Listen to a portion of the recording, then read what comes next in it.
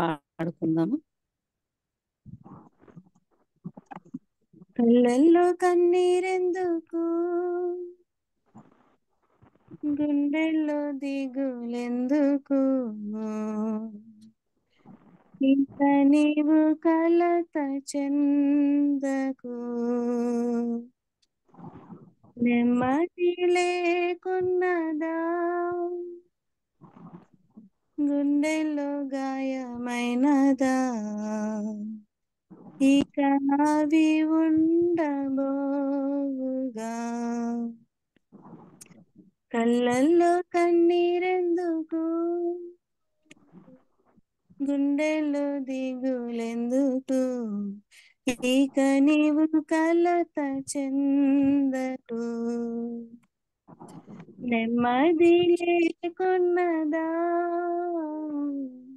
గుండెలో గాయమైనదా, ఇక అది ఉండబోగా.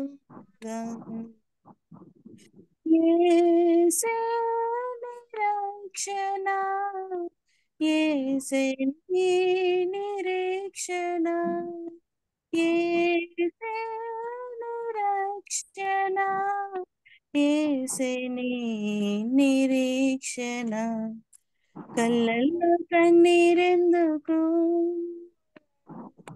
గుండెల్లో దిగులెందుకు, ఇక నీవు కలత చెందకు, నెమ్మది లేకున్నదా, గుండెల్లో గాయమైనదా, ఇక అవి ఉండబోగా. గాలులు వీచగా, తుఫానులే చెలరేగగా, మాట మాత్రం సెలవీయ నిమ్మలమాయెనుగా. గాలులు వీచగా, తుఫానులు చెలరేగగా, మాట మాత్రం సెలవీయగ నిమ్మలమాయెనుగా. యేసే నీ నావిక, భయము చెందకు నీవిక, యేసే నీ రక్షక, కలత చెందకు నీవిక. కళ్ళల్లో కన్నీరెందుకు, గుండెల్లో దిగులెందుకు, ఇక నీవు కలత చెందకు, నది లేకున్నదా, గుండెల్లో గాయమైనదా, ఇక అవి ఉండబోగా. కరువు ఖడ్గములొచ్చిన, నింద వేదన చుట్టిన, లోకమంతా ఏకమైన భయము చెందకుమా. కరువు ఖడ్గములొచ్చిన, నింద వేదన చుట్టిన, లోకమంతా ఏకమైన భయము చెందకుమా. యేసే నిరీక్షణ, దిగులు చెందకు నీవిక, యేసే విమోచన, సంతోషించుము నీవిక. కళ్ళల్లో నీరెందుకు, గుండెల్లో దిగులెందుకు, ఇక నీవు కలత చెందకు, మతి లేకున్నదా, గుండెల్లో గాయమైనదా, ఇక అవి ఉండబోగా. యేసే నిరీక్షణ, యేసే నీ నిరీక్షణ, యేసే నిరీక్షణ, యేసే నిరీక్షణ కళ్ళల్లో కన్నీరెందుకు గుండెల్లో దిగులెందుకు ఇక నీకు కలత చెందకు నెమ్మది లేకున్నదా ఎల్లో గాయమైనదా ఇక అవి ఉండబోగా ఉన్నాలంటే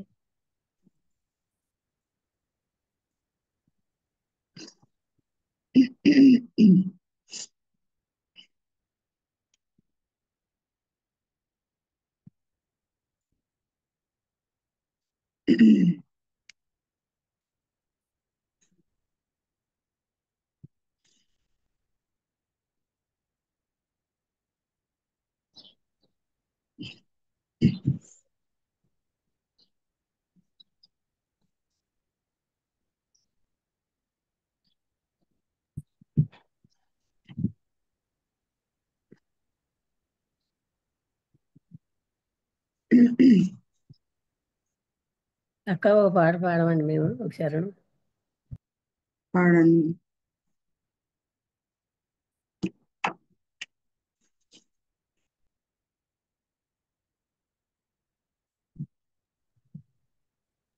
పాడను. దేవా ఆత్మధ్వని వినవా నేనెలా దూరమైతిని కృప చూపవా నీ దరికి చేర్చుకొనవా దేవా ఆత్మధ్వని వినవా గాలి వానవోరులో గమ్యమెటు కానరాక గాలి వానవోరులో గమ్యమెటు కానరాక గురి అయిన నిన్ను చేరా పరితపించుచున్నాను గురి అయిన నిన్ను చేరా పరితపించుచున్నాను ఆదరణయైనను ఆరోగ్యమైనను ఆనందమైనను నీవే కదా ఆదరణైనను ఆరోగ్యమైనను ఆనందమైనను నీవే కదా దేవా ఆత్మధ్వని వినవా అంతరంగ సమరములో ఆశలను విఫలముగా అంతరంగ సమరములో ఆశలను విఫలముగా శరణు కోర నిన్ను చేరా తల్లడిల్లుచున్నాను శరణు కోర నిన్ను చేరా తల్లడిల్లుచున్నాను ఆదరణమైనను ఆవేదనైనను ఆనయమైనను నీవే కదా ఆధారమైనను ఆశ్రయమైనను ఆరాధనైనను నీవే కదా దేవా ఆత్మధ్వని వినవా నేనేలా దూరమైతిని కృప చూపవా నీ దరికి చేర్చుకొనవా దేవా ఆత్మధ్వని వినవా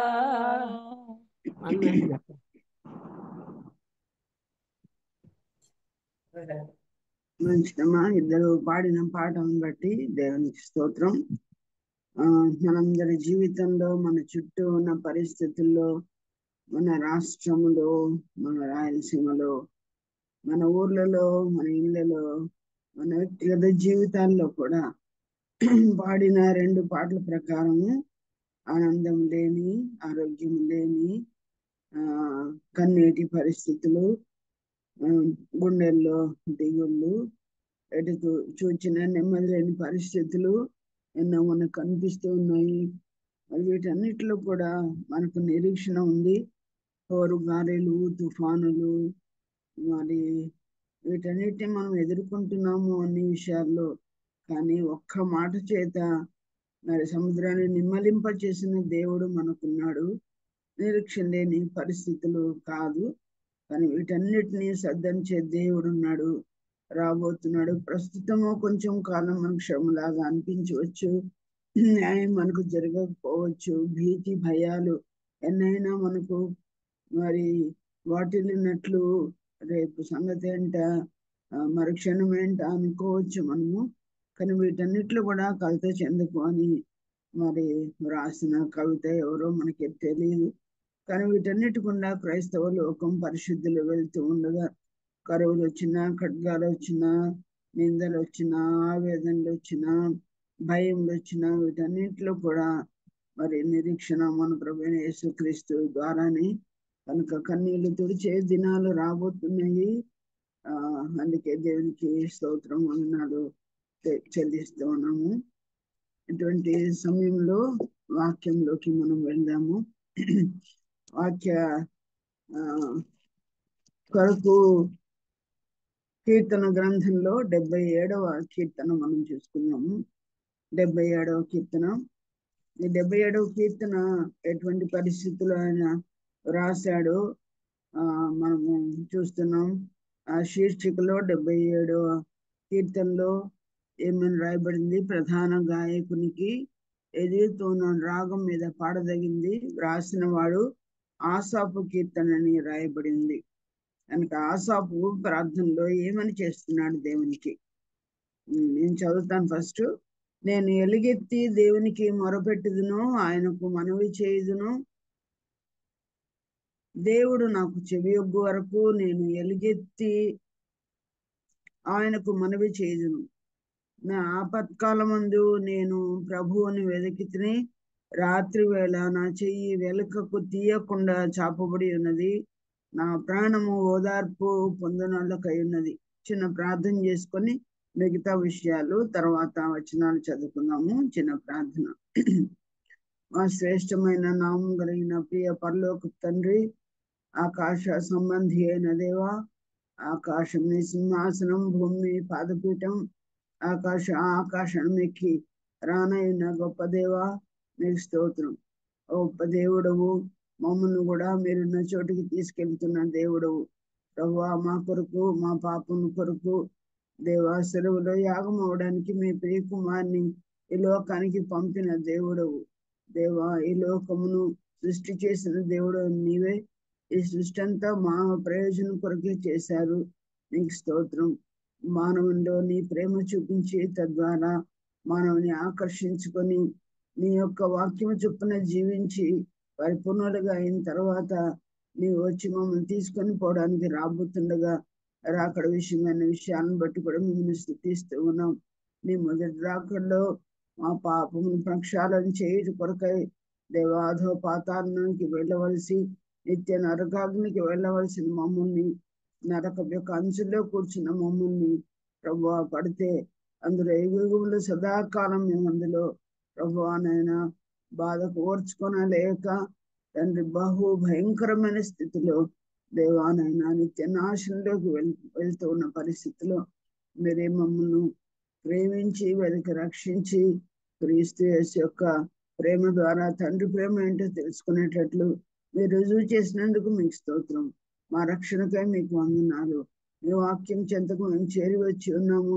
ఇందులో ఉన్న సంగతులు నేడు ఏం వినిపిస్తావో నీ ఆత్మ ద్వారా బలహీన వ్యక్తినైన నన్ను నీ ఆత్మ చేత నింపి మా అందరి క్షేమం కొరకై సంఘమంతా క్షేమం పొందినట్లుగా దిద్దుబాటు ప్రభా సిద్ధపాటు పొందిన రీతిగా మీరే మాట్లాడి మహిమ పొంది మీ నామాన్ని కనపరుచుకోమని మీరు చేసిన మేళ్ళకి వందనాలు చెల్లిస్తూ దుఃఖ సముద్రంలో ఉన్న పరిశుద్ధ బిడ్డలందరినీ జ్ఞాపకం చేసుకోమని, సంఘమును జ్ఞాపకం చేసుకోమని, వ్యక్తిగతంగా ఎవరెవరు నాయన ప్రభువా దుఃఖముతో సోలి సొక్కిపోతున్నారో వ్యక్తిగత బాధలు, సాంఘికమైన బాధలు, ప్రభువా నేను కుటుంబ బాధలు, అవి ఏ బాధలైనా మీరే కన్నీరు తుడిచే దేవుడు అని, మా కష్టకాలం ముందు మాకు ఆశయడమని ఒక్క మాట చేత సృష్టిని నాయన ప్రభా నాయన తండ్రి మాట మహత్తు చేత సృష్టిని 7 రోజుల్లో 6 days లో మీరు చేసి విశ్రాంతి పొందిన రీతిగా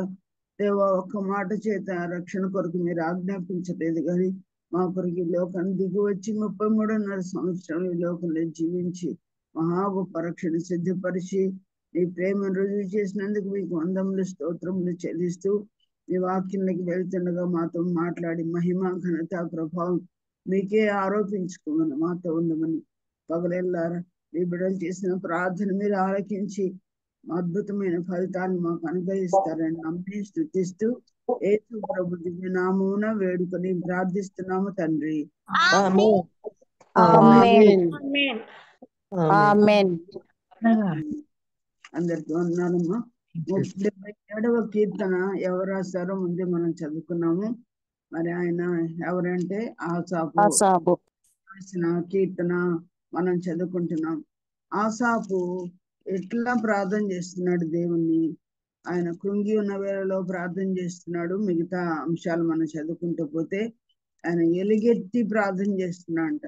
ఎలుగెత్తి అంటే చిన్న స్వరం కాదు కదా, చాలా పెద్ద స్వరం. ఎంత స్వరం ఉందో అంత సిగ్గు లేక మరి ఎవరు చూస్తారనేది కూడా మరి గమనించుకోకుండా, గమనించినా గమనించకపోయినా ఆయన ఆ బాధలు ఆయన కష్టములు మరి దేవుణ్ణి మొరపెట్టుకుంటున్నాడు, ఎలుగెత్తి మొరపెట్టుకుంటున్నాడు.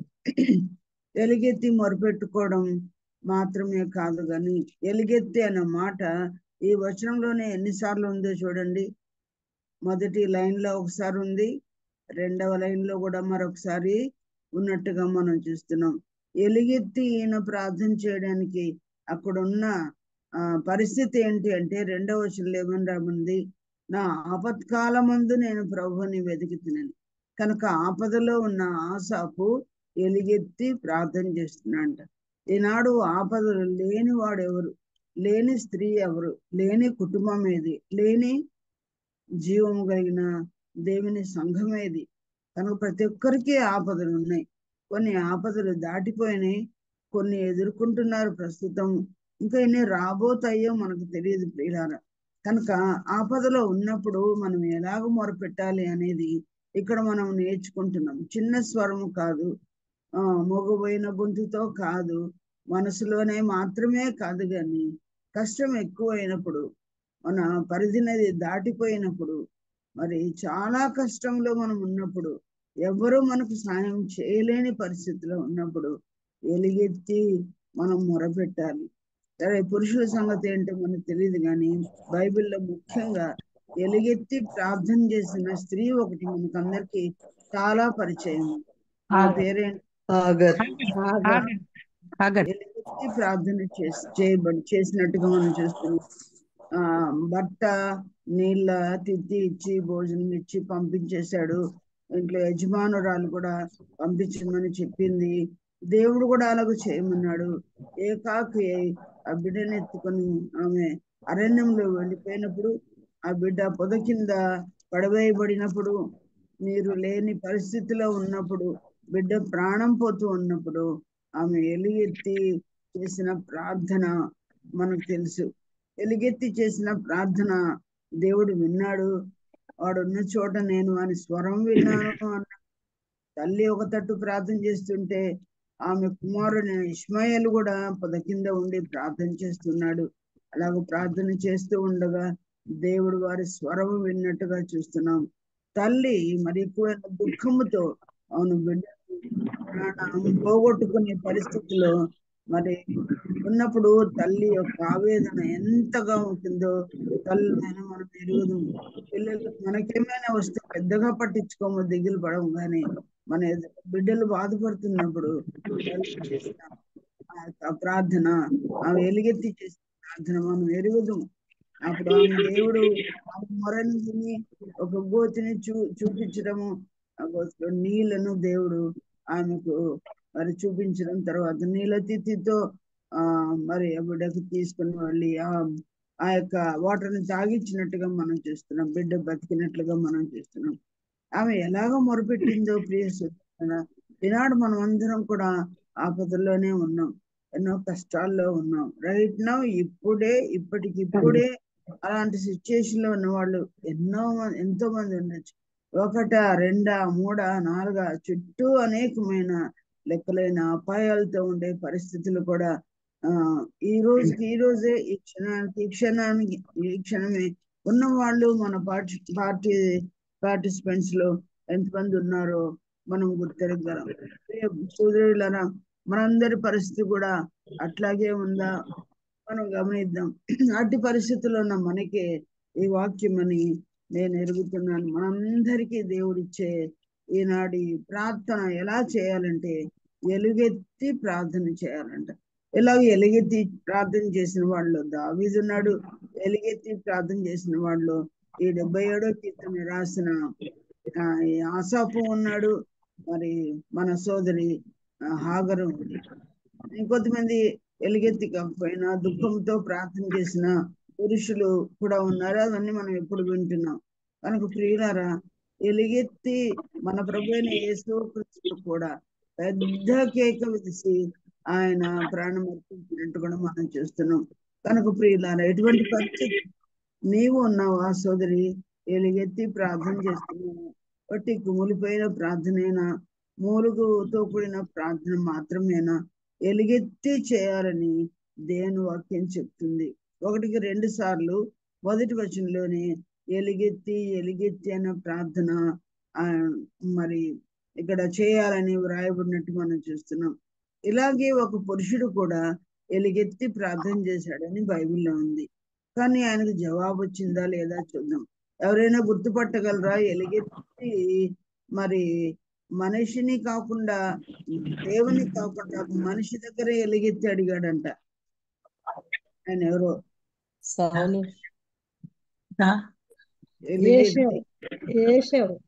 వెరీ గుడ్, కరెక్ట్ అండి. వాళ్ళ నాన్న దగ్గరికి వెళ్ళి అప్పటికే తమ్ముడు వచ్చి దీవెని తీసుకొని వెళ్ళిపోయాడు. వాళ్ళ నాన్న దగ్గర ఎలాగైనా ప్రార్థన చేస్తున్నాడు, ఎలాగ అడుగుతున్నాడు చూడండి. ఆదికాండం 27వ అధ్యాయంలో మనం చూద్దాం. 27:38 వచ్చింది. చదువుతానా? 27:38. దేవుని దగ్గర కాకుండా మనిషి, తండ్రి గాని, అధికారి గాని, ఒక రాజకీయ నాయకుడు గాని, ఓ మంత్రి గాని, ఎవరి దగ్గరకైనా మనం వెళ్ళి ఎలుగెత్తి మనము విన్నపాన్ని చేస్తే 27:38 ఏశావు, నా తండ్రి, నీ యొద్ద ఒక దీవెనయే ఉన్నదా?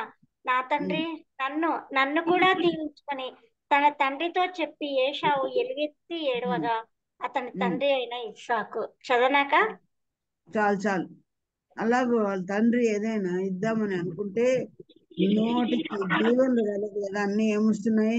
నీ నివాసము భూసారం లేకయు, పైనుండి పడు ఆకాశపు మంచు లేక ఉండును, నీవు కత్తి చేత బ్రతుకుదువు, నీ సహోదరునికి దాసురోగదువు, నీవు తిరుగులాడుచుండగా నీ మెడ మీద నుండి అతని కాడి విడిచివేయదువు అని అతనికి ఉత్తరం ఇచ్చింది.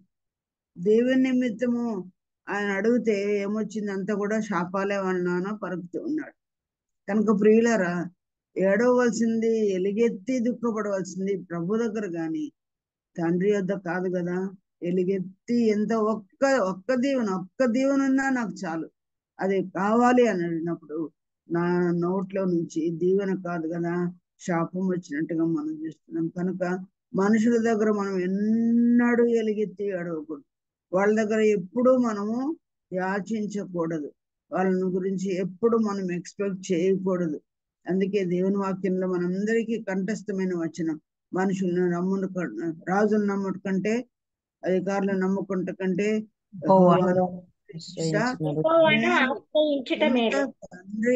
సొంత తండ్రి దీవెనిస్తానని చెప్పిన తండ్రి దగ్గరికి పోయి ఎలుగెత్తి అని అడిగితే ఇవ్వలేదు. కనుక మనం కూడా మనుషుల్ని ఎవరిని ఆశించకూడదు. మనుషుల దగ్గర మనకు దొరకదు. నోరెత్తితే వాళ్ళు దీవించాలనుకున్న వచ్చేది శాపమేనేమో. కనుక కానీ వాళ్ళ తమ్ముడైన యాకోబు మోసంతో దీవెన తీసుకొని వెళ్ళినా అది తనకి పారలేదు. కానీ ఒకసారి ఆయనే బతిమాల వాళ్ళు చచ్చింది. యేసు దేవుని దగ్గర ఏమని అడిగాడు? తండ్రి నువ్వు నన్ను దీవిస్తేనే గాని నేను వదలండి. మోసముతో మరి వాళ్ళ తండ్రి దగ్గర తీసుకున్న ఆ దీవెన కాదని ఆయనకు అర్థమైపోయింది. ఒక నరునితో ఆయన మరి పోరాడినట్లుగా మగసిరి కలిగిన వాడే పోరాడి నీవు నన్ను దీవిస్తేనే గాని నేను విడవనని ఆయన అలాగూ ఎలుగెత్తి దేవుణ్ణి పట్టుకున్నాడు. విడవక పట్టుకున్నాడు. మరి దేవుని దగ్గర నుంచే దీవెన వస్తుందని ఆయన విన్నాడు. కనుక అలాగ మన సిచ్యుయేషన్స్ లో ఏ విషయాల్లో మీరు బాధపడుతున్నారో, ఏ విషయాల్లో మీరు దుఃఖపడుతున్నారో, ఏ విషయాల్లో విరిగి నలిగిన మనసుతో మరి మొరపెడుతూ ఉన్నామో వీటన్నింటిలో ఎలుగెత్తి మనము ప్రార్థన చేస్తే హాగరు ఆదినాన సాయం చేసిన దేవుడు మనం కూడా అలాంటి సాయాన్ని పొందుతామని మనకు భరోసా ఇచ్చే ఈ వాగ్దానాన్ని ప్రార్థన చేసే విధానాన్ని మనము నేర్చుకున్నాం. మొట్టమొదటి వచనంలో దీని గురించి ఇంకెన్నైనా వచనాలు మీరు తీసుకొని ప్రసంగాన్ని మనము ఇంకా పొడిగించుకోవచ్చు. కానీ 2వ వచనంలోకి మనం వెళ్దాం. 2వ వచనం ఏమని చెప్తుంది? నా ఆపత్కాలం ముందు నేను ప్రభువుని వెతికి తిని రాత్రి వేళ నా చెయ్యి వెనకకు తీయకుండా చాపబడి ఉన్నది. నా ప్రాణము ఓదార్పు పొందనొల్లక ఉన్నది. కనుక ఇక్కడ ఏ స్థితిలో ఉన్నాడో భక్తుడు మనకు తెలియజేస్తుంది. ఈనాడు మనం కూడా ఆపద దినాల్లో ఉన్నామేమో, దుర్దినాల్లో ఉన్నామేమో, యాక్సిడెంట్స్ అయ్యే దినాల్లో ఉన్నామేమో. ఏ ఆపద ఏ రూపంలో వస్తుందో మనకు తెలియదు. ఆపద అంటే చిన్న కష్టం కాదు. ఆపద అంటే పెద్ద కష్టమే. పెద్ద అపాయములు ఏమన్నా ఎదుర్కొంటున్నాయి. 40వ కీర్తనలో దావీదు అన్నాడు, షమ్మీం ఇంట్లో మనం చూసుకున్నాం, లెక్కలేని అపాయములు నన్ను చుట్టుకొని ఉన్నవని. లెక్కలేనని ఆపదలు మనను కూడా చిక్కుకున్న మరి వచ్చుచున్న పరిస్థితిలో మరి ఆపత్కాలంలో భక్తులు ఏమి చేశారు, దేవుడు ఏమని రాయించాడు ఆపత్కాలంలో? 46వ కీర్తన మొదటి వచనం మనకి ఎలా ప్రారంభమవుతుందండి? 46వ అధ్యాయము కీర్తన మొదటి వచనం. దేవుడు మనకు ఆశ్రయంలో దుర్గంనై ఉన్నాడు, ఆపత్కాలంలో ఆయన నమ్ముకొనదగిన సహాయకుడు. ఆపత్కాలంలో మనం ఎవరిని నమ్ముకుంటాం? అన్నల్ని నమ్ముకుంటామా? తమ్ముళ్ళని నమ్ముకుంటామా? అక్కల్ని నమ్ముకుంటామా? మనకు ముందు పుట్టిన వాళ్ళని నమ్ముకుంటామా? వెనక పుట్టిన వారిని నమ్ముకుంటామా? కట్టుకున్న భర్తలు నమ్ముకుంటామా? లేకపోతే కట్టుకున్న భార్యలు నమ్ముకుంటామా? నా సొంత వారు ఎప్పటికైనా నాకు సాయం చేస్తారని ఎవరైనా నమ్ముకుంటామా? వాక్య పద్ధతి దేవుడు సెలవిచ్చింది ఏంటంటే దేవుడు మనకు ఆశ్రయము దుర్గం. ఎప్పుడు ఆశ్రయం, దుర్గం? ఆపత్కాలంలో అన్నాడా? ఆపత్కాలములలో అన్నాడు. ప్లూరల్ ఉందండి? ఏకవచనం ఉందా? బహువచనం ఉందా? ఆపత్కాలములో ఆపత్కాలములో అని మనం చదువుతాం. ఆపత్కాలములో అంటే దానికి ఒక సీజన్ అంటూ ఉంటుందంటారా? ఎప్పుడైనా ఎండాకాలంలోనే వస్తాయి ఆపదలు ఉంటుందా? యవనంలోనే ఆపదలు వస్తాయని ఉంటుందా? లేకపోతే వృద్ధాప్యములో ఏమైనా ఆపదలు వస్తాయంటుందా? సర్వకాల సర్వావస్థల్లో కూడా ఆపదలు ఎదుర్కొంటానే ఉంటాం. మనం వెనకటికి మన జీవితాన్ని చూసుకుంటే ఎన్ని ఆపదలు మనం దాటి రాలేదు. ఆపత్కాలంలో అంటే ఇప్పుడు మాత్రమే కాదు, గతించిన కాలంలో కాపాడాడు, ఇప్పుడు కాపాడుతాడు, వచ్చే కాలంలో కూడా దేవుడు కాపాడుతాడు. ఆపత్కాలం ఇప్పుడు మాత్రమే కాదు, ఈ రోజు మాత్రమే కాదు. ఈ ఆపత్కాలంలో దేవుడు ఎలాంటి వాడంటే నమ్ముకొనదగిన సహాయకుడు. మనుషులు నమ్ముకొనదగిన సహాయకులు కానే కాదు. ఇస్తామంటారు, అప్పుడు చెప్పాను కానీ ఇప్పుడు ఇవ్వలేను, అప్పుడు రమ్మన్నాను కానీ ఇప్పుడు నా చేత కాదు, ఏదో ఒక మాటలు చెప్పి వాళ్ళు మనకు నిస్సహాయకులుగానే కనిపిస్తారు. కానీ మన సహాయకుడు ఎవరంట? నమ్ముకొనదగిన వాడు మన ప్రభువైన యేసుక్రీస్తు. ఆకాశంలో ఆయన తప్ప మనకి ఎవరున్నారు? ఆయన భూమి ఆకాశం జీవించిన యెహోవా నామమునే మనకు సహాయం కలిగిన ఉంటే 20 కీర్తనలో కూడా మనం చూస్తాం. కనుక ప్రియులారా, ఆపత్కాలంలో ఆయన నమ్మదగిన సహాయకుడు. కొంతకాలం ఒక 3-4 ఏళ్ల క్రితం, లేకపోతే అంతే కదా, 4 ఏళ్ల క్రితం అందరికీ వరల్డ్ వైడ్ గా ఒక ఆపద వచ్చింది. ఏది ఆ ఆపద? కరోనా COVID-19 లో అందరికీ కరోనా వచ్చింది. 25వ సంవత్సరంలో ఉన్నాం కదా. అదంత పెద్ద ఆపత్కాలము. ఆ ఆపత్కాలం అంతటిలో దేవుడు ఎంతమందిని కాపాడు. బలైపోయిన వారు బలైనారు, అది దేవుని చిత్తమేమో, వాళ్ళ ముగింపు అంతవరకేనేమో. ఇప్పుడు మనం చూస్తున్నాం, పగడాల ప్రవీణ్ గారి విషయమే అనేక వీడియోస్ మనం చూస్తున్నాం. చూస్తే ఏదైనా కూడా చూస్తే అసలు మనం మతైపోతుందండి. ఎందుకు ఇలా జరిగింది, ఎందుకు ఇలా జరిగింది, ఎందుకు ఇలా జరిగింది? మన సొంత వ్యక్తి చనిపోయినట్లు నేటికి మనం ఏడుస్తాను, మనం బాధపడతాను. కొన్ని దేవుడు ఎందుకు అలవ చేస్తానో మనకు తెలియదు. అందుకే ప్రభు అన్నాడు కదా, నా రాక మునుపు దేని గురించి మీరు తీర్పు తీర్చొద్దు అన్నాడు. కొన్ని అర్థం కాదు, మన మేధస్సుకి ఏవి అర్థం కాదు, మన మిడిమిడి జ్ఞానానికి ఏమీ అర్థం కావు. కానీ అన్ని దేవునికి అప్పగించి ఆయన పాదాల దగ్గర మనం సమర్పించవలసిన వారమే.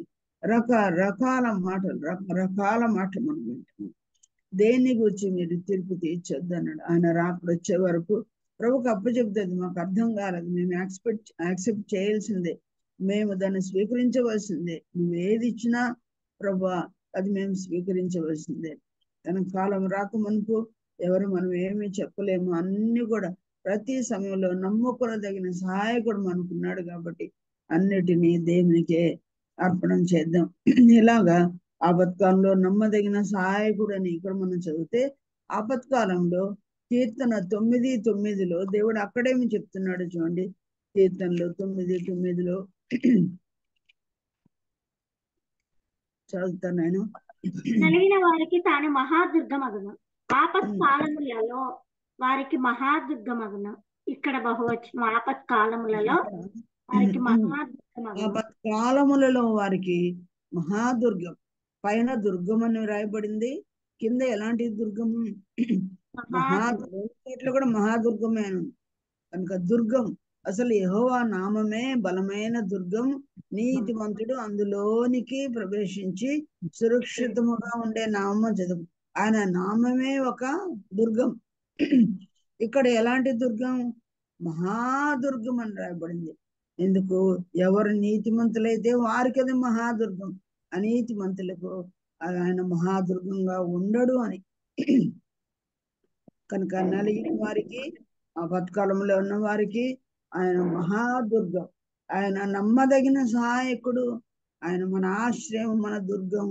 అదే సమయంలో మహాదుర్గం అని మనం చదువుకుంటాం. ఇంకా మనకందరికీ బాగా తెలిసిన వచనమే కీర్తనలు 50వ అధ్యాయము 15వ వచనంలో ఏమనుంది చెప్పగలరా? మనమన్న కూడా చెప్పుకున్నాం. అది ఆపత్కాలంలో నాకు మొరపెట్టుము, నేను నీకు మొరపెట్టుము, నేను నీకు విడిపించదను, నీవు నన్ను అప్పుడు నీవు నన్ను మహింపరుస్తావని రాయబడింది. కనుక ఆపత్కాలంలో నా చెయ్యి విడవక నేను నీ సంధిలో మొరపెట్టుకుంటున్నాను అని 77వ కీర్తనలో కూడా రాయబడింది. రాత్రి వేళ నా చెయ్యి వెనుకకు తీయకుండా చాపబడి ఉన్నదని ఆపత్కాలంలో ఆయనకు మొరపెడుతున్నాయి. ఆసాపును చూస్తున్నాం, అలాగే దావీదును కూడా మనం చూస్తున్నాం. అలాగ మొరపెట్టిన వారికి ఆయన మహాదుర్గముగా ఉండి విడిపిస్తాను అన్నాడు. అనేకులు మనం విడిపించాడు. గత కాలం అంతట్లో దేవునికి సాక్ష్యాలు కూడా చెప్పాం. దేవుడు ఇలాంటి విషయాల్లో నాకు సాయం చేశాడని మనము దేవునికి సాక్ష్యాలు కూడా చెప్పుకున్నాం. ఏ ఆపత్కాలం అని ప్రపంచం అందరికీ ఒకేసారి వచ్చిన ఈ ఆపత్కాలంలో, కోవిడ్లో దేవుడు అనేకులకు సహాయం చేశాడు. అందుకే దేవునికి స్తోత్రం, కృతజ్ఞత కూడికలు పెట్టుకుని మనమందరం సాక్ష్యం చెప్పగలిగాం. కనుక ప్రియులారా, ఎవరెవరు ఆపదలో ఉన్నామో నిరీక్షణ కోల్పోకుండా చేతులు ఎత్తడం, ప్రార్థనలు ఎత్తడం. ప్రార్థన చేసే విషయంలో తిమోతి పత్రికలో రాయబడింది కదా, పురుషులు సంశయం ఏది లేకుండా, కోపం లేకుండా తమ చేతులు ఎత్తి ప్రభునికి ప్రార్థన చేయాలని ఎలా రాయబడిందో, అలాగూ సోదరులు మాత్రమే కాదు, సోదరులమైన మనము కూడా మన చేతులెత్తి ఆయన మొర ఆలకించే వరకు మనం చేయాలి. ఈ కాలాలంతా ఈ చివరి దినాలు ఆపత్కాలములే కాబట్టి ఆపత్కాలం గురించి ఇందాక మనం చదువుకున్నాం కదా 9:9 కీర్తనలో. కనుక ఈ దుర్దినాలన్నీ కూడా మనకు ఆపదలే అయి ఉండగా కొద్దిమందికి అది ఆపత్కాలంగా కనిపిస్తుంది, కొద్దిమందికి సాధారణ దినాల్లో కనిపిస్తాయి. కానీ మరి చిక్కు లేని వాళ్ళు, సమస్యలు లేని వాళ్ళు, ఆపదను ఎదుర్కొనని వాళ్ళు, మరి ఆ ఎదుర్కొంటున్న వాళ్ళ కోసం మనం చేతులెత్తి ప్రార్థన చేయవలసిన భారంగా ఉన్నాం. ఇటువంటి సమయంలో మరి మనము ఏమి చేయాలి అనే విషయాన్ని మనం జ్ఞాపకం చేసుకుందాం. అక్కడక్కడ మనం చదువుకుందాం. 7వ వచనం చూడండి. 7వ వచనం, ప్రభువు నిత్యము విడనాడున ఆయన ఎన్నడూ కటాక్షింపడా, ఆయన కృప ఎన్నటికీ లేకుండా పోయినా, ఆయన సెలవిచ్చిన మాట తరతరములకు తప్పిపోయినా, దేవుడు కటాక్షింపక మానెనా, ఆయన కోపించి వాత్సల్యత చూపకుండునా. ఈ 7, 8, 9 వచనాలు నేను 3 చదివాను. దాంట్లో మీరు ఏమని గమనిస్తున్నారు? విడనాడడు కటాక్షం. కటాక్షించిన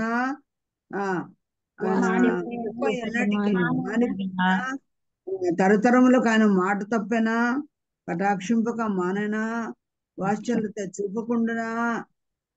అంటే మీరేం గమనిస్తున్నారు? వాత్సల్యత చూపుతాడు.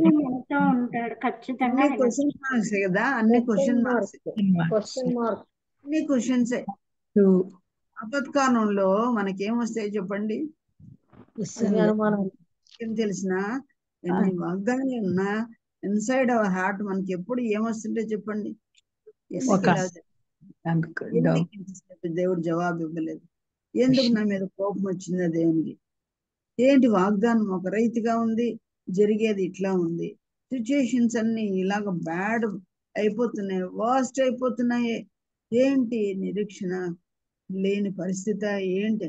ఇప్పుడు పగడాల ప్రవీణ్ గారి విషయంలో మీరు చూస్తున్న వీడియోలు అన్ని చూస్తే మీకు ఎన్ని క్వశ్చన్స్ రాలేదు చెప్పండి? తన భక్తుడు కదా, ఎందుకు ఇట్లా అయిపోతుంది, ఎందుకు ఇన్ని విమర్శలు, ఎందుకు ఏంటి మతిపోయే పరిస్థితులు చాలా మనకు కనిపిస్తాయి. మీ వ్యక్తిగత జీవితంలో కూడా మీకు ఎన్నో కావచ్చు, నా జీవితంలో నా చుట్టూ నాకెన్నో కావచ్చు. ఎన్నో ప్రశ్నలు, ఎలా ఎలా ఎలా అనే ప్రశ్నలు వేయి ఉండొచ్చు మన జీవితంలో. కానీ దేవుడు నిత్యం మనల్ని విడనాడతాడా? ఇక్కడున్న ప్రశ్నలే చెప్పుకున్నాం. దేవుడు నిత్యం విడనాడతాడా? ప్రభు ఏమంటాడు? నీ తల్లిదండ్రులైనా నిన్ను విడుస్తాడు కానీ నేను నిన్ను మరి వాగ్దానం నమ్ముదామా? మనలో వచ్చిన ఈ క్వశ్చన్స్ మనము అరైజ్ అయిన క్వశ్చన్స్ కి మనం ఊతమిద్దామా? వాక్యం ప్రభు అన్నాడు, ఆకాశం భూమైనా గతిస్తుంది కానీ నేను ఇచ్చిన మాట ఎన్నడూను గతించదన్నాడు. ఆయన వాక్యమే, ఆయన నమ్మదగిన వాడు, ఆయన వాక్కు నమ్మదగినది కనుక అలాగా ఒకవేళ క్వశ్చన్స్ వచ్చినా కూడా మన హృదయంతో మనమే చెప్పుకోవాలి, మన ప్రాణాలతో మనమే చెప్పుకోవాలి. దేవుడు మన విడనాడే దేవుడు కాడని మనం చెప్పుకోవాలి. ఆయన ఇక ఎన్నడూ కటాక్షింపగడా? ఎన్నడూ ఇంకా కటాక్షమే రాదా ఆయనకి? వస్తుందా లేదా చెప్పండి? కటాక్షించేవాడు. కటాక్షం తర్వాత వచనాలు మనం చూసుకుందాం. ఆయన కృప ఎన్నటికీ లేకుండా మానిపోయినా, ఇవానికి వచ్చే కింద మనం చూస్తాం. అది కూడా ఆయన సెలవిచ్చిన మాట తరతరములకు తప్పిపోయినా, మాట తప్పనేరని దేవుడు అని మనం చదువుకున్నామే, అబద్ధం ఆడనే దేవుడు అని చెప్పుకున్నామే. దావీదుతో నేను అబద్ధం ఆడను అని చెప్పాడే దేవుడు, తన పరిశుద్ధత తోడని దేవుడు చెప్పాడే. మనతో తన తోడు చెప్పాల్సిన అవసరం లేదు, ఎన్ని వాగ్దానాలు చేయవలసిన పని లేదు. మనం అనుకుంటాం కదా, అన్నం అంతా ఉడికిందా అని ప్రతి మెతుకును మనము టెస్ట్ చేయం కదా. ఒక మెతుకును ఇలాగా మరి టెస్ట్ చేసి చూస్తాం, ఉడికిపోయిందని అండర్స్టాండ్ చేసుకుంటాం. కానీ దేవుడు ఎన్ని వాగ్దానాలు మనకి ఇచ్చాడు. తరతరములకు మాట తప్పిపోయేదే కాదు కదా, ఆయన సెలవిచ్చిన మాట తరతరములకు తప్పిపోయినా దేవుడు కటాక్షింపగా మానేనా అని అనిపిస్తుంది. సామెతల గ్రంథం 12వ అధ్యాయం 2వ వచనం ఎవరైనా చదువుతారా? సామెతలు 12:2. వాక్యము కొంత ఇచుట కొంత ఆచుట వస్తుంది కాబట్టి మనం పరిశీలన చేయవలసిన వారం. పురుషునికి యెహోవా కటాక్షము చూపును, దురాలోచనలు గలవాడు నేరస్తుడని ఆయన తీర్పు తీర్చును. సత్పురుషునికి మొట్టమొదటి వచనం ఏంటి? మొట్టమొదటి లైన్ లో సత్పురుషునికి యెహోవా కటాక్షము చూపును. సత్పురుషులు ఎవరు? దేవుడు ఒక్కడే సత్పురుషుడు అని వాక్యంలో మరొక చోట మనం చదువుతాం. కానీ సత్పురుషులు అంటే నెక్స్ట్ ఎవరిని చెప్పుకోవాలంటే యేసు రక్తంలో కడగబడిన వారే సత్పురుషులు. సత్ అంటే మంచి, మంచి వారికి దేవుడు కటాక్షము చూపిస్తాడని మరొక చోట దేవుని వాక్యాన్ని మనం గమనిస్తున్నాం. ప్రియులారా, మనల్ని మంచివారినిగా చేసిన వాడు ఎవరు? అసలు చెడుతనం మనుషుల్లే ఎప్పటి నుంచి ఉంటుందంట? భూమి మీద గొప్పది బాల్యం నుండే చెడుతనం మనలో పుడుతుంది. పాపాలు ఎవ్వరు నేర్పిస్తే అవి మనలో కలగలేదు. మనలో మన స్వభావమే చెడు స్వభావం, పుట్టుకతోనే పాపులం. కానీ యేసు రక్తంలో కడగబడిన తర్వాత మన మనస్సును దేవుడు మార్చిన తర్వాత మనలో ఆ మంచితనం ఉంది. కనుక నీతిమంతులమైన మనల్ని పరిశుద్ధులుగా చేయబడిన మనకు దేవుడు ఇచ్చే వాగ్దానం ఏంటంటే సత్పురుషులను దేవుడు ఆయన కటాక్షిస్తాడు అనే మాట మనం చదువుతున్నాం. ఆయన కోపించి వాత్సల్యత చూపకుండా ఉంటాడా? ఆయన కోపం కొన్నిసార్లు మనం కూడా ప్రభుకి అనేక సార్లు కోపం పుట్టిస్తూనే ఉన్నాం. సంపూర్ణంగా ఒబీడియన్స్ ఏమీ చూపించడం లేదు. ఎన్నోసార్లు మనం దారి తొలగిపోతున్నాం, అవిశ్వాసలం అయిపోతున్నాం, మరచిపోతున్నాం, మనస్సాక్షిని విడిచి తప్పులు చేస్తున్నాం. ఎవరో ప్రోద్బలం బట్టో లేకపోతే ఎవరో బలవంతుని బట్టో కూడా కొన్నిసార్లు మనం పాపాలు జరిగిస్తూ ఉన్నాం. ఆయన కోపిస్తున్న దేవుడు వాత్సల్యత చూపకుండా ఉంటాడా? 30వ కీర్తన 5వ వచనం మనకందరికీ కంఠస్థమే కదా. ఏమనుందమ్మా? దేవుని కోపం నిమిషం మాత్రం, ఆయన దయ ఆయుష్కాలం. ఆయన ఎడబాటు మనకి ఎంతో భయంకరం. ఆయన నిమిషం అంటే ఎంత టైము? 1000 సంవత్సరములు ఆయనకు ఒక దినం వలె ఉంది. ఆయన నిమిషంలో ఎన్ని సంవత్సరాలు వస్తాయో, ఎంత కాలం వస్తుందో తెలియదు. అది దేవునికి నిమిషమే. దేవుడు చెప్తున్నాడు, ఆయన కోపించినా కూడా మరి కటాక్షించకుండా మానుతాడా? ఆయన కోపం నిమిషం, ఆయన దయ ఆయుష్కాలం. మన ఆయుష్కాలం ఎంత?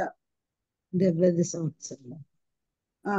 70 సంవత్సరంలో అధిక బలం ఉంటే 80 సంవత్సరాలు. ఎవరెవరికి ఎంత ఆయుష్ను పెట్టాడో దేవుడు అంతవరకు ఆయన కటాక్షం చూపిస్తూనే ఉంటాడు.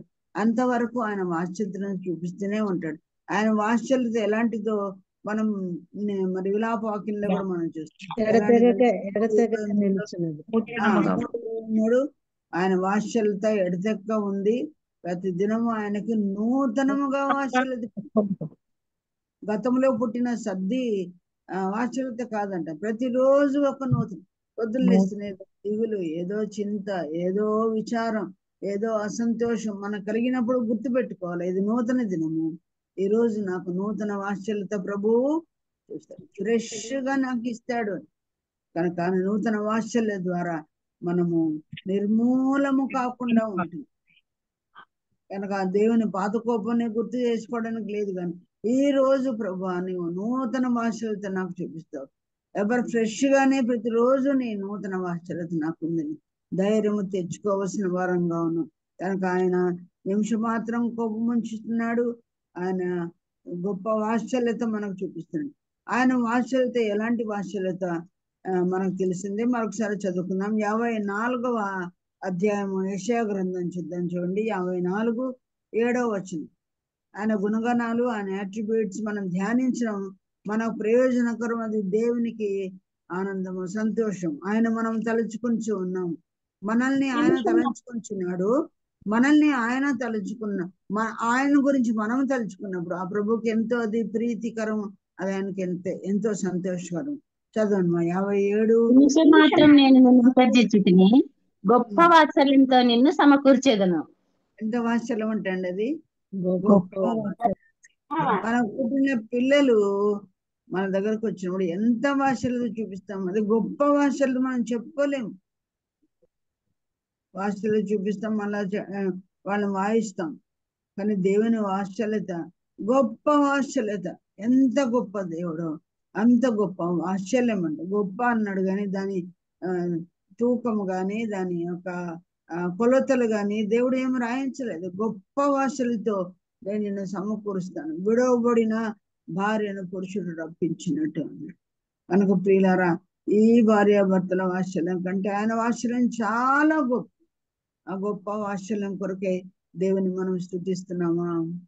ఆయన నిమిషమాత్రపు కోపానికి మరి మనము దేవుని స్తుతిస్తున్నామా? గొప్ప వాత్సల్యతను సమకూరుస్తూ ఉన్నప్పుడు మనం ఆయన స్తుతిస్తున్నామా? గొప్ప వాత్సల్యత కాదండి, నిత్యమైన కృపతో నీకు వాత్సల్యము చూపుదును. నిత్యమైన కృపతో, నిత్యమైన కృప, వాత్సల్యం కూడా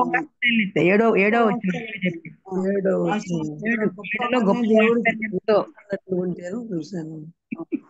అలాగా దేవుడు తన గొప్ప నిత్య కృప నిత్యము చూపిస్తాడు. కృప వెంబడి కృపను చూపించే దేవుడు. అది చాలిన కృప, ఉత్తమోత్తమైన కృప. అని కృప లేకపోతే దినాలు మనం గడవడం లేదు. అందుకే దేవునికి స్తోత్రం. పగటి వేళ ఆయన కృప, రాత్రి వేళ ఆయన విశ్వాసత ఎంతో గొప్పగా మన పట్ల చూపిస్తున్నాడు. అందుకే దేవునికి మనం స్తోత్రం చెల్లించాలి. ఎటువంటి ప్రశ్నలు వచ్చినప్పుడు మరి మనం ఏం చేయాలో కూడా కింద ఆ వచనాల్లో రాయబడింది. ఇలాంటి ప్రశ్నలు వచ్చినప్పుడు ఆయన కృపను మనం జ్ఞాపకం చేసుకుందాము, ఆయన చేసిన మేలను జ్ఞాపకం చేసుకుందాము. కింద 11వ వచనంలో ఏమని రాయబడింది చూడండి. యెహోవా చదువుతారు ఎవరైనా? 11, 12 ఆశ్చర్య కార్యములను నేను మనస్సునకు తెచ్చుకొందును. నీ కార్యమంతయు నేను ధ్యానించుకుందును, నీ క్రియలను నేను 14 వరకు చదవండి. దేవా, నీ మార్గం పరిశుద్ధమైనది. దేవుని వంటి మహాదేవుడు ఎక్కడనున్నాడు? ఆశ్చర్య క్రియలు జరిగించి దేవుడవు నీవే. జనములలో నీ శక్తిని నీవు ప్రత్యక్షపరచుకుని ఉన్నావు. ఇక్కడ ఈ 4 వచనాల్లో మనము ఇలాంటి క్వశ్చన్స్ మనకు వచ్చినప్పుడు, అపనమ్మకము సాతాను మనలో తీసుకొని వచ్చినప్పుడు మనం ఏం చేయాలంట? యెహోవా చేసిన కార్యమును, పూర్వము జరిగించిన ఆశ్చర్య కార్యములను నీవు మనసుకు తెచ్చుకున్నామని దేవుడు చెప్తున్నాడు. కొన్నిసార్లు డౌటింగ్ థామస్ లాగా మనం కూడా ఏం చేస్తాము? ఆయన మేళ్లను మనం జ్ఞాపకము తెచ్చుకుంటేనే గాని తిరిగి మనకు ఆ విశ్వాసం రాదు, ఆ నమ్మకం రాదు. అలాంటి క్వశ్చన్స్ లో దేవుని కృపలను, తొల్లిట దేవుడు చేసిన కృపలను మనం జ్ఞాపకం చేసుకుంటే ఎంత మంచిది. 76లో 5వ వచనం చూడండి. 76వ కీర్తన 5వ వచనం. కఠిన హృదయులు దోచుకొనబడి ఉన్నారు, వారు నిద్ర నుండి ఉన్నారు. 76:5 అండి.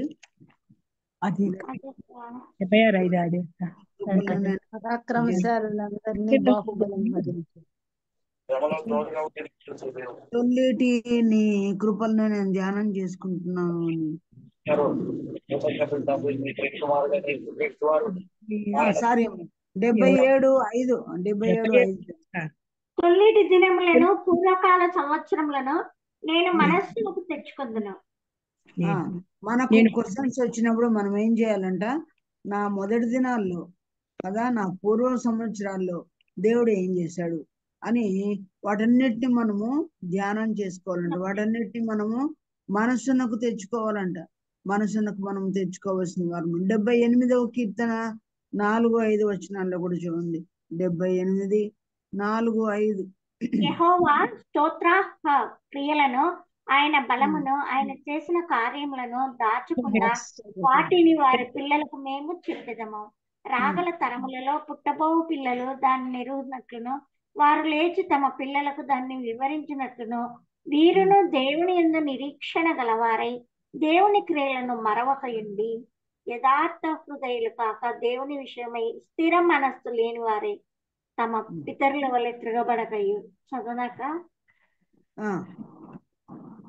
మూర్ఖతయు చదవమంటున్నాను. మూర్ఖతయు మూర్ఖతయు తిరుగుబాటు గల ఆ తరమును పోలి తరమును ఉండకయు పోలి ఉంటదయు వారు వారు ఆయన ఆయన ఆజ్ఞను ఆజ్ఞలను గైకొన్నట్లును గైకొన్నట్లును ఆయన ఆయన యాకోబు సంతతికి శాసనములను నియమించను.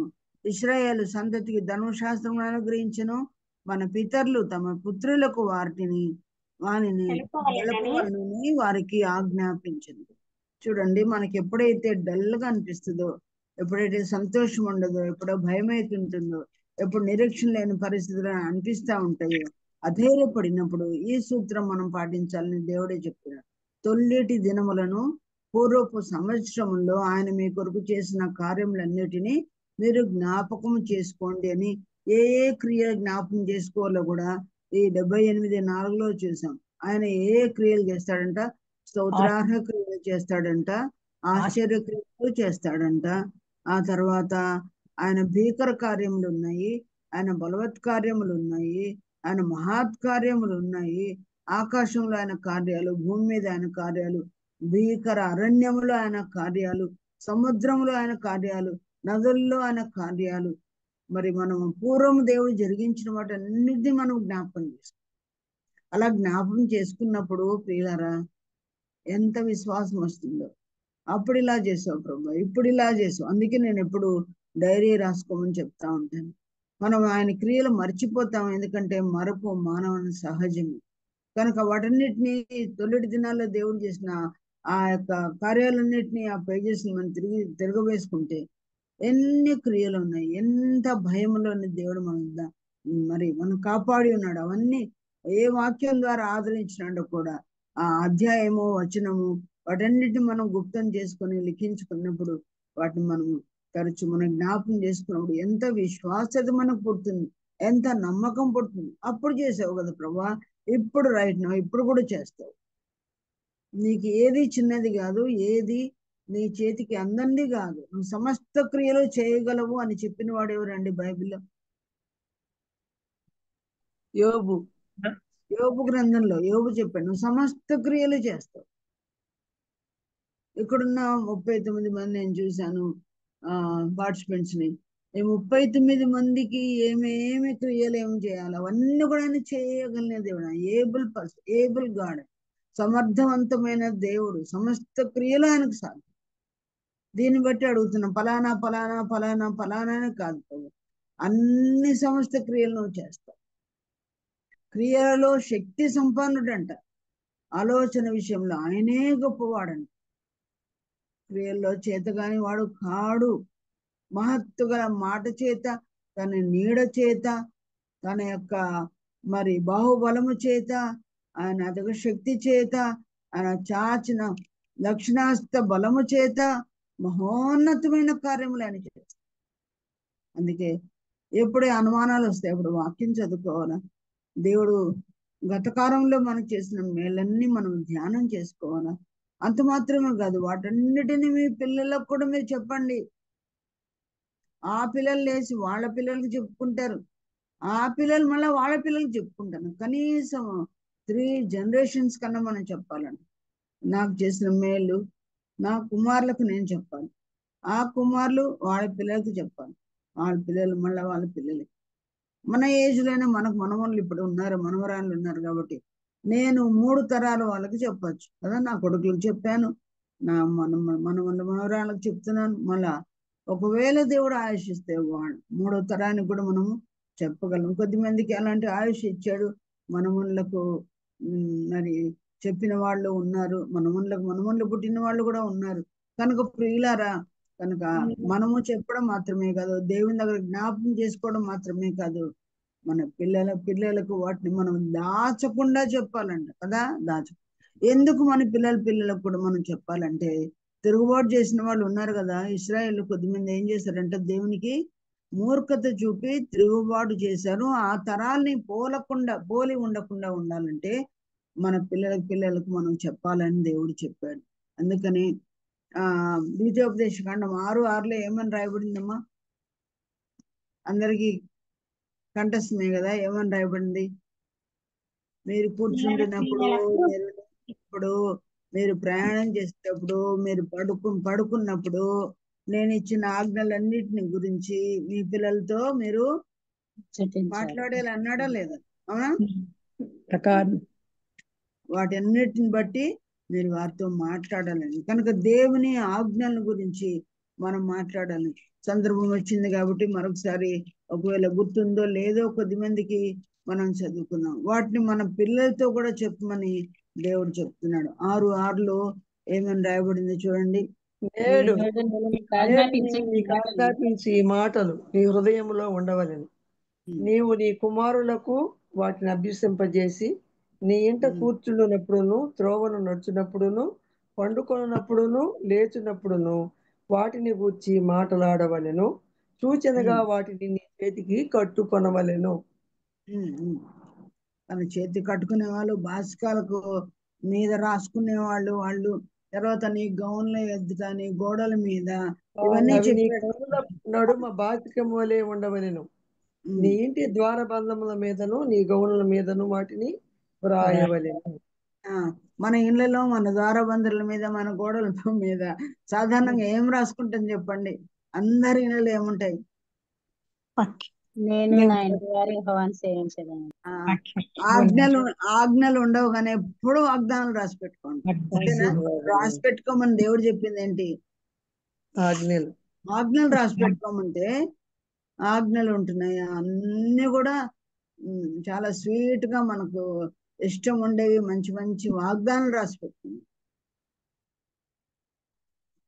ప్రియులారా, దేవుడు ఈ ఆజ్ఞల గురించి రాసుకోవాలి. బాస్కాలు కట్టుకోమన్నారు. ఇప్పుడు బాస్కాలు ఎవరు కట్టుకోవడం లేదు, కానీ కనీసం మీ గోడల మీద, మీ గౌన్ల మీద ఉన్నప్పుడు, మీ ద్వారబంధుల మీద ఉన్నప్పుడు వాటి చదువుకుంటారు. పిల్లలు గుర్తు చేసుకుంటారు. ఇప్పుడు గుర్తుకు రాకపోయినా శోధనలు వచ్చిన వాళ్ళు గుర్తుంటాయి. వ్యభిచరించకూడదు, దొంగిలకూడదు, అబద్ధ సాక్ష్యం పలకకూడదు, నీ తల్లిదండ్రులని సన్మానించు కదా, నీ పొరుగు అనేది ఏంది ఆశించొద్దు, నరహత్య చేయవద్దు. ఇవన్నీ మాటలు మరి పిల్లలకు గుర్తొస్తాయని దేవుడు చెప్పు. కనుక ప్రియులారా, ఆయన ఆశ్చర్యక్రియలు మనం ధ్యానం చేసుకోవాలి. మరి వాటి గురించి పిల్లలకు చెప్పాలి. ఆజ్ఞల గురించి చెప్పాలి. ఇంకా ఏమి చెప్పాలని దేవుడు చెప్పాడు. యెహోషువ గ్రంథంలో చూడండి, 4వ అధ్యాయము 6వ వచనం అని చదువుకుందాం. యెహోషువ గ్రంథం 4వ అధ్యాయము 6వ వచనం.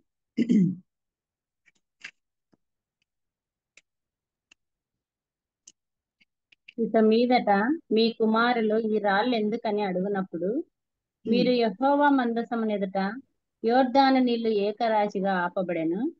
అది యోర్దానును దాటుచుండగా యోర్దాను నీళ్లు ఆపబడెను గనుక ఈ రాళ్ళు చిరకాలము వరకు ఇశ్రాయేలీలకు జ్ఞాపకార్థముగా నుండునని వారితో చెప్పవలెను.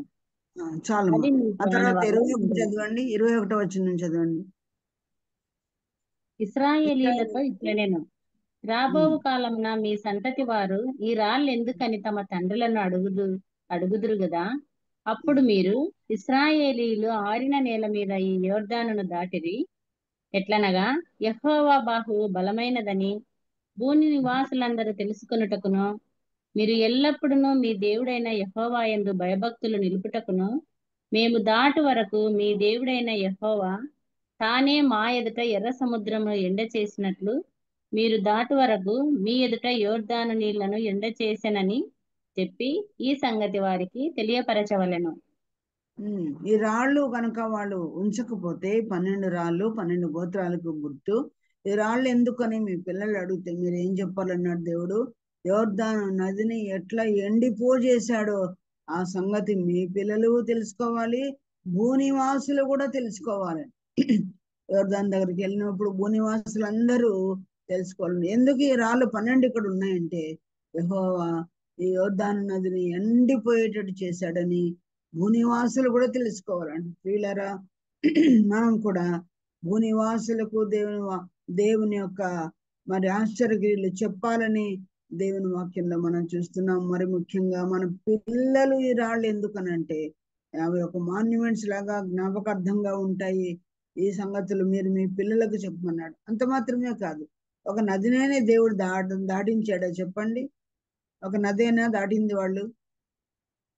ఇంకేం దాటారు? నది కంటే పెద్దది ఎర్ర సముద్రం. అది కింద ఉంది చూడండి, కింద 24వ వచనంలో మీరు ఎల్లప్పుడూ మీ దేవుడైన యెహోవా యందు భయభక్తులు నిలుపుటకు మేము దాటు వరకు మీ దేవుడైన యెహోవా తానే మా ఎదుట ఎర్ర సముద్రమును ఎండ చేసినట్లు మీరు దాటు వరకు మీ ఎదుట యోర్దాను నీళ్లను ఎండ చేసిన సంగతి వారికి కనుక ప్రియులారా, నదిలో నీళ్లు పోల్చుకుంటే సముద్రంలో నీళ్ళే ఎంతో ఎక్కువగా వడిగల జలాల నుండి దేవుడు వారికి ఎండిన నీళ్ళ నుండి నడిపించాడు. అగాధ జలములు వారిని దాడేటట్లు చేశాడు, అవన్నీ గడ్డ కట్టేటట్టు చేశాడు. నిజంగా అన్ని ఆశ్చర్య క్రియల కంటే యోర్దాను నది, యోర్దాను కాదు, ఎర్ర సముద్రం నీళ్లు ఆశ్చర్యక్రియను అనిపిస్తుంది కదా. ఆ గాలి రావడం ఏంటి, ఆ శబ్దం రావడం ఏంటి, ఆ చీలడం ఏంటి, ఆ డ్రై ల్యాండ్ లో వాళ్ళు అడుగులు పెట్టడం ఏంటి, వాళ్ళ చుట్టూ నీళ్లు గోడలు నిలబడడం అనేది ఎక్కడ ఎవరు ఏ దేవుడు ఎక్కడ చేయలేదు. మనము చూడకపోయినా అవన్నీ ఊహించుకుంటేనే అది ఎంతో థ్రిల్లింగ్ గా ఉంటది, ఎంతో ఆశ్చర్యంగా ఉంటది, ఎంతో భయంకరమైన గొప్ప కార్యాలు దేవుడు వాళ్ళకి చేశాడు. మనం ప్రియులారా, ఇవన్నీ కూడా మన పిల్లలకు చెప్పాలండి. అది మన జీవితంలో నెరవేర్చబడకపోయినా మన ఇశ్రాయేలుకు దేవుడు చేశాడు, గొప్ప కార్యములు చేసిన దేవుడు. నీతో సమ్మడైన వాడు ఎవరున్నారు అని దేవుడు రాయించింది. నిజంగా ఇవన్నీ ఆయన గొప్ప కార్యములే. ఇవన్నీ కూడా మనము దేవుని బిడ్డలకు చెప్పాలండి. ఇంకెన్నో ఉన్నాయి. అన్నిటికంటే లాస్ట్ దేవుడు వారికి చేసిన గొప్ప కార్యం ఏంటి చెప్పండి? మా యొక్క ఐగుప్తును దాటక ముందు తొలి సంతతి, హాము యొక్క తొలి సంతతి, ప్రథమ సంతతినంతటిని దేవుడు చంపేసినట్టుగా ఇశ్రాయేలు తొలి సంతతి పిల్లలు ఎవ్వరూ లయం కాలేదు. ఇవన్నీ కూడా తమ పిల్లలకు చెప్పమని దేవుడు వాళ్ళకి చెప్పాడు. వాళ్ళు చెప్పారో లేదో తెలియదు. అందుకే ఆ తరం మూర్ఖతరం అని, అది తిరుగుబాటు చేసిన తరముగా ఉంది. అలా కాకుండానట్లు మీరు చెప్పండి అని మళ్ళీ ఆసాపు ద్వారా దేవుడు 72, 77 కీర్తనలో, 78 కీర్తనలో రాసినట్టు మనం చూస్తున్నాం. కనుక ప్రియులారా, దేవుడు నీ కుటుంబంలో నీ ఎడల చేసినవి, నీవు డైరీలో ఏమైతే రాసుకున్నావో వాటన్నిటిని మనము మన పిల్లలకు చెప్పినప్పుడు, ఇశ్రాయేలువి చెప్పాలా, మనవే చెప్పాలా, అందరివి మనకు గుర్తున్నవన్నీ మనం చెప్పాలా. అలాగే చేసినప్పుడు మన పిల్లల్లో కూడా తిరుగుబాటు మూర్ఖత్వం లేకుండా ఉంటుందని దేవుడు చెప్తున్నట్టు మనం చూస్తున్నాం. అందుకే దేవుడు తన మరి మొట్టమొదటి పితరుడు, మన ఇశ్రాయేలు మొట్టమొదటి పితరుడు ఎవరండి? అబ్రహాం. అబ్రహాంకు 18వ అధ్యాయంలో, అనగా ఆదికాండం 18వ అధ్యాయంలో ఏం చెప్పాడు చూడండి. 18వ అధ్యాయము 19వ వచనం, 18, 19.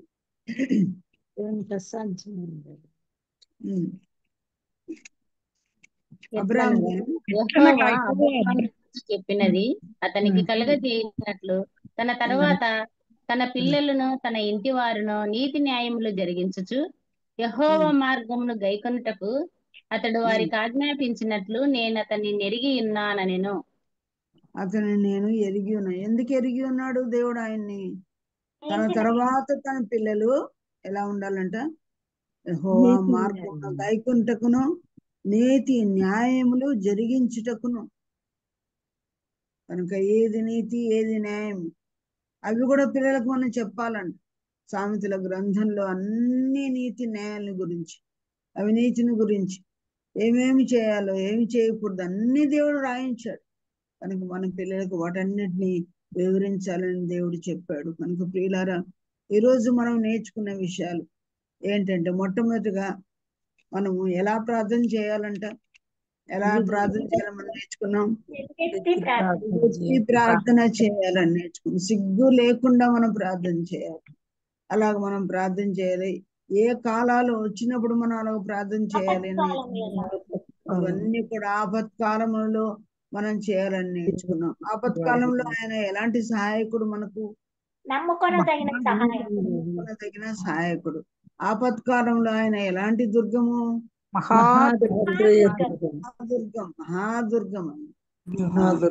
ఆయన తప్పితే ఇంకెవరు మనం నమ్మదగిన వాళ్ళు ఎవరు లేరు.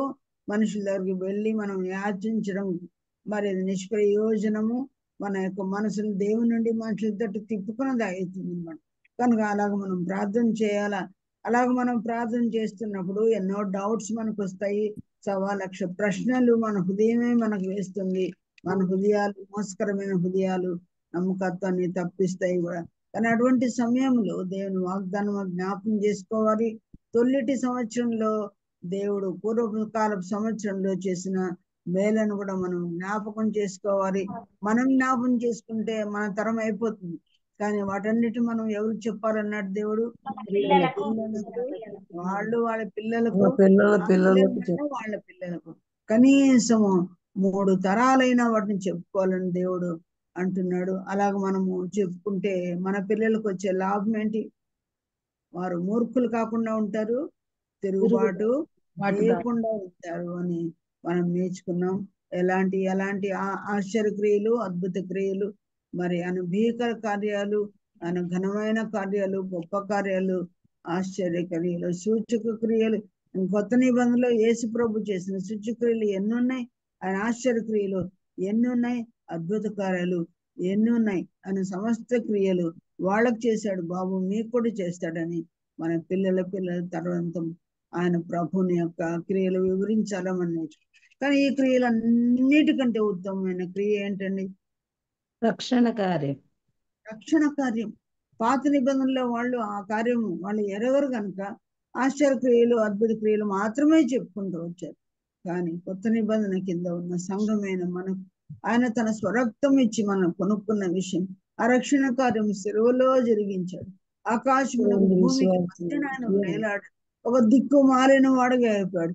మనకు ఆయన నమ్మదగిన సహాయకుడుగా ఉన్నాడు. కానీ ఆయనకు నమ్మదగిన సహాయకుడుగా తండ్రి అయిన దేవుడు కూడా ఉండలేదు. ఆయనకు జవాబు వచ్చింది ప్రాణంతో ఉన్నప్పుడు కాదండి. పితరులు నీకు మా ప్రార్థన చేసి విడుదల పొందారు గాని అని రాయబడింది 22వ కీర్తన. ఆయనకు మాత్రం విడుదల లేదు కాబట్టి సిలువలో ఆ ఘోరమైన కేక వేశాడు. ఏమని? నా దేవా, నా దేవా, నన్ను జీవులా చేయి విడిచి. నిజంగా ఆయన తండ్రి అని పిలవవలసిన వాడు కానీ సిలువలో ఎవరి పక్షంగా వేలాడుతున్నాడు? అక్కడ పాపి పక్షంగా ఆయన వేలాడుతున్నాడు కాబట్టి నా తండ్రి అనలేడు. రక్షించబడిన బిడ్డలమైతేనే తండ్రి అంటాం. కానీ పాపికి ప్రతినిధిగా ఆయన ఉన్నాడు కాబట్టి శాపగ్రస్తమైన సిలువలో ఉన్నాడు. మన పక్షాన, మన కొరకు, మన స్థానంలో ఉన్నాడు, పాపి స్థానంలో ఉన్నాడు. కాబట్టి ఆయన ఏమన్నాడు? తండ్రి అనలేక ఏమన్నాడు? నా దేవా, నా దేవా, నన్ను ఎలా చేయి విడిచి. ఆయన కూడా మనుషులమైన మనకు వస్తున్న వచ్చినట్టుగానే సగము ఆయన ఎలాంటి వాడు? ఆయన సంపూర్ణ మానవుడు, సంపూర్ణ దేవుడు, దైవత్వం కలిగిన వాడు కనుక ఆయన మనం వేసినట్టు క్వశ్చన్ వేశాడు. ఎందుకు? నిజంగా తండ్రి చేయి విడిచాడు, మనల్ని మాత్రం చేయి విడిచలేదు. ఆ కుమారుని చేయి విడిచిపెట్టి మన చేయిని ఆయన పట్టుకున్నాడు కదా.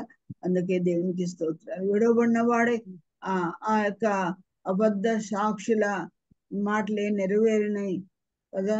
మరి వీడు దుష్టుడు కానీ వీని మేము నీకు అప్పగించమన్నాడు కనుక అలాగో అప్పగించబడిన యేసు ప్రభు 3 మేకులతో ఆయన కొట్టించుకున్నాడు. మన కొరకు ఆయన సిలువ కావాలని ఈ లోకానికి వచ్చాడు. మనల్ని వీరు ఆయన్ని సన్మానిస్తారని ఆయన ఈ లోకంలోకి రాలేదు. ఆయన బాగా ఎరుగును శ్రమను ఆఖరి వరకు నేను అనుభవించాలనే వచ్చాడు. తండ్రి విడిచిపెడతాడనే వచ్చాడు కనుక ఆయన అలాగ అన్యాయ తీర్పును పొంది 3 మేకులతో కొట్టించుకొని 17 ముళ్ళు అంటున్నారు. ఆ ముళ్ళు ఆ కిరీటం ఆయన అనుభవించి ఎన్ని దెబ్బలు అంటున్నారు? 5480 దెబ్బలు అంట.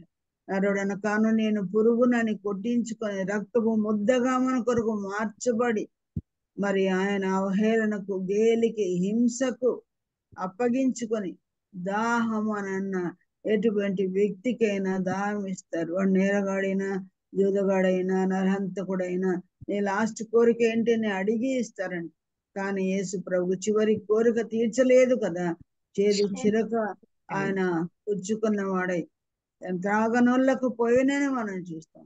అది ఆఖరిగా వాళ్ళు ఇవ్వకపోయినా అడిగితే వాళ్ళు ఇచ్చేది చేదని తెలిసి కూడా మనకు ఆ శ్రమ మిగిల్చకుండా చేదు చిరుకను అని అనుభవించి సిలువ మరి మరణ ఆపదలన్నీ మరి అవన్నీ నెరవేర్చినట్టుగా మనం ప్రియులారా దిగంబరత్వాన్ని ఆయన అనుభవించాడు. ఎర్రటి ఎండకు ఆయన బాధపడ్డాడు.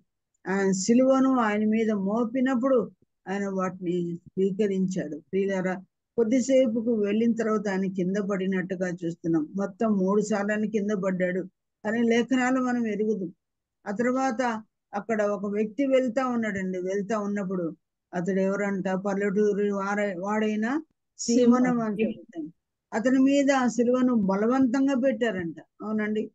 కానీ ఆ మాట నేను చదివినప్పుడు విన్నప్పుడు నాకు అనిపించింది, ప్రభువా అది నా సిలువ, నువ్వు బలవంతంగా మోయలేదు, ఇష్టపూర్వకంగా నువ్వు మరి దాన్ని మోసావు. దాన్ని మోయడానికే ఈ లోకానికి వచ్చావని గత ఆదివారం నేను సిద్ధపడిన ఆరాధన అంశం అదే అండి. అతడైతే పల్లెటూరు వాడు బలవంతంగా పెట్టించుకున్నాం, బలవంతంగా వాళ్ళు దాన్ని ఆయన మీద మోపారు. నా సిలువని ఇష్టపూర్వకంగా తెలిసే నా కొరకు మరణం రుచి చూడడానికి వచ్చావు మరి అని చెప్పి దేవుని స్తుతించడానికి కారణమైంది ఆ వచనం. కనుక ప్రియులారా, ఇష్టపూర్తిగా అప్పగించుకొని, ఇష్టపూర్తిగా మరణాన్ని రుచి చేసుకొని, ఇష్టపూర్తిగా రక్తాన్ని కార్చి, ఒక్క బొట్టుగా కూడా ఉంచుకొనకుండా ఆ కొరకు ఆ కన్యా తీర్పును అప్పగించిన యేసు ప్రభువా నీకు స్తోత్రం తండ్రి. ఇష్టపూర్తిగా భారమును మోసినావు, అది నాది, అది నీ సులువుగా తీసుకొని మోసుకున్నావు. నీ ప్రాణం ఇచ్చి నన్ను రక్షించినావు, నీకు స్తోత్రమని. అలాగూ ఆయన రక్తం చేత కడగబడిన మనం గొప్ప రక్షణ రుచి చూసాం కనుక మన పిల్లలకు అన్నిటికంటే ముఖ్యమైనది ఆయన చనిపోయి తన ప్రాణం ఇచ్చి వెతికి రక్షించి 3వ దినం తిరిగి మృత్యుంజయుడే లేచి ఒక మహాదేవుడు ఎందుకు అయ్యాడు ఆయన? మనం చదువుకున్న దాంట్లో మహాదుర్గం ఎందుకు అయ్యాడంటే కారణం ఆయన మహాదేవుడు, మరణాన్ని జయించిన దేవుడే మహాదేవుడు. మహాదేవుడు మన రక్షకుడని రాయబడిన దేవుడు కనుక అటువంటి గొప్ప దేవుని బట్టి మనం ఆయన స్తుతిస్తూ ఆయన మనకు చేసిన ఆ మేలను మన పిల్లలకు కూడా చెప్పి ప్రభుని మనం మహింపద్దాం. దేవుడి మాటలు మన కొరకు దీవించిన గాక. ప్రార్థన అంశాలు చెప్పాలంటే చాలా విషయాలు మీకు తెలుసు. వాటన్ని